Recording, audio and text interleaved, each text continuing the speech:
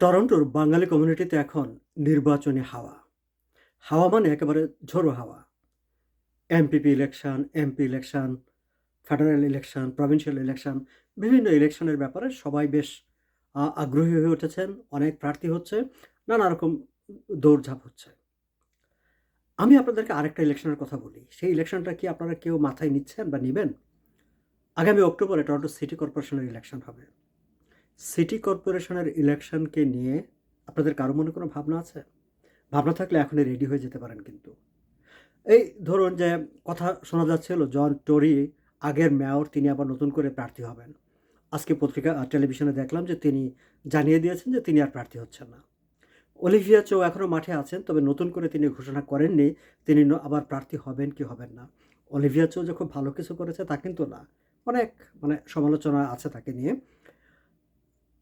Bitches east ইয়র্কের city councillor bad Bradford তিনি compete করেছিলেন অলিভিয়া চোয়ার সঙ্গে, হেরে গেছেন। আবারও তিনি প্রার্থী হবেন বলে এর আগে ঘোষণা দিয়ে রেখেছেন। মেয়রের পদ বাদ গেল। সিটি কাউন্সিলে কি আপনারা কেউ প্রার্থী হবেন? আগে তো অনেকবার অনেকেই হয়েছিল, এবার কেউ আছেন? আমি একটা জায়গায় সবাইকে মনোযোগ দিতে বলি, স্কুল ট্রাস্টি। স্কুল ট্রাস্টের এই পদটা, এই জায়গাটা একেবারে খুব অবহেলিত থাকে এবং পলিটিক্সের জন্য, রাজনীতি শুরু করার জন্য আমার কাছে মনে হয় কিন্তু এই জায়গাটা খুবই গুরুত্বপূর্ণ। সো কমিউনিটি থেকে যারা পাবলিক রিপ্রেজেন্টেটিভ হতে চান, অক্টোবর যথেষ্ট টাইম আছে হাতে। কেউ একজন স্কুল ট্রাস্টির ব্যাপারে ভাবতে পারেন, সিটি কাউন্সিলরও ভাবতে পারেন, কিন্তু আমি স্ট্রেস দেই হচ্ছে ট্রাস্টের ব্যাপারে।